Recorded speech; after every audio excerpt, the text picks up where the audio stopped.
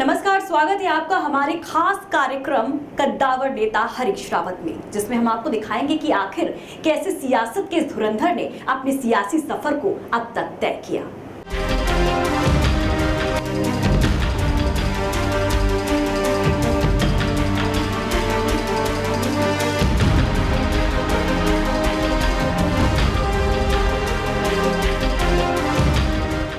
उत्तराखंड के 8वें मुख्यमंत्री हरीश रावत ने पार्टी के अंदरूनी विरोध पर जीत हासिल करते हुए यह पद हासिल किया है।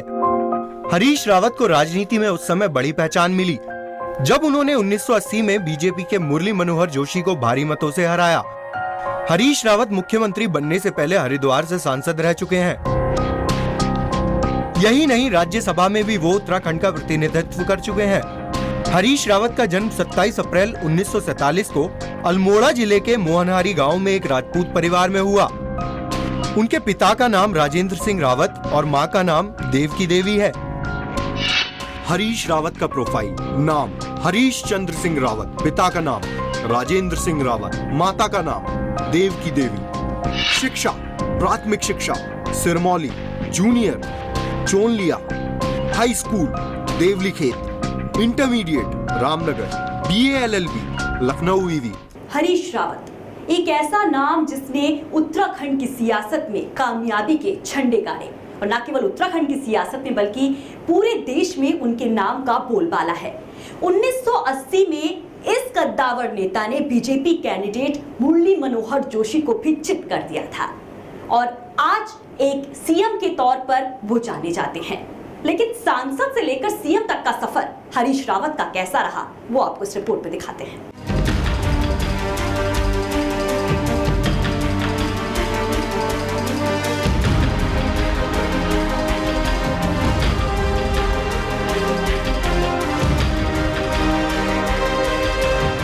उन्होंने जूनियर हाई स्कूल चोनलिया से 8वीं और 10वीं देवलीखेत से पास की। रामनगर में इंटरमीडिएट करने के बाद हरीश रावत उच्च शिक्षा प्राप्त करने के लिए लखनऊ चले गए। लखनऊ से BA और LLB करने के बाद वे गांव लौट आए। राजनीति में आने से पहले हरीश रावत ने लखनऊ विश्वविद्यालय से पहले BA और फिर LLB की शिक्षा प्राप्त की। उन्होंने पहले गांव के स्तर से राजनीति शुरू की और फिर युवा कांग्रेस से जुड़ गए।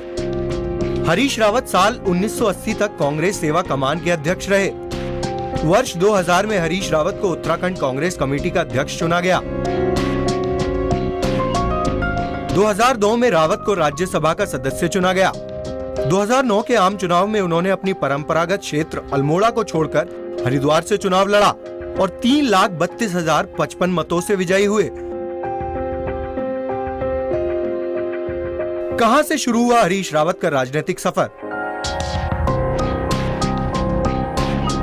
आइए डालते हैं एक नजर। 1980 से 84 में 7वें लोकसभा चुनाव में जीत हासिल कर सांसद पहुंचे।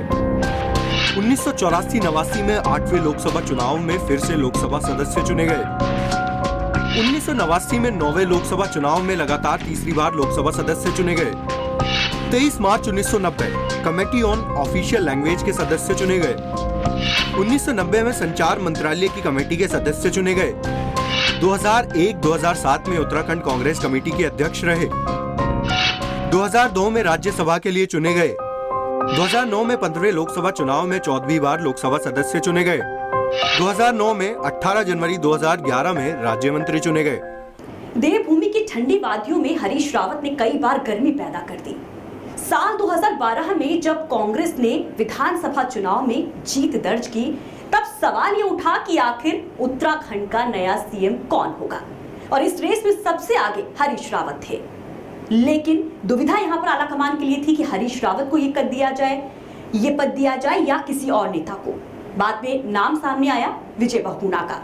फिर क्या था, हरीश रावत के समर्थकों ने जमकर हमला बोल दिया, जमकर अपनी नाराजगी जाहिर की, और नतीजा ये हुआ कि हरीश रावत को केंद्र में एक अहम जिम्मेदारी दी गई। तब जाकर ये बवाल थमा। लेकिन आज एक बार फिर से जब बात हुई सीएम पद की, तो नाम आया हरीश रावत का।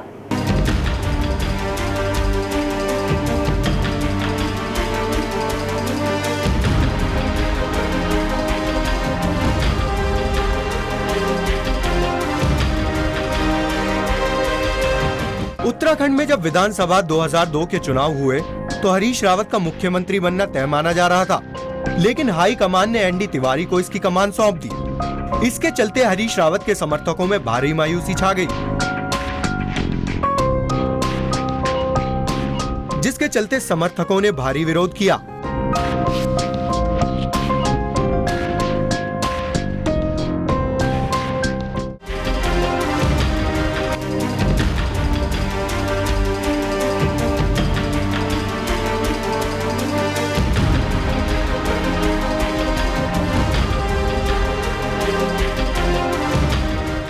तो ये था दिग्गज नेता हरीश रावत का सियासी सफरनामा। बहरहाल इसी के साथ इस बुलेटिन में इतना ही, लेकिन तमाम खबरों के लिए आप देखते रहिए NewsFirst.tv।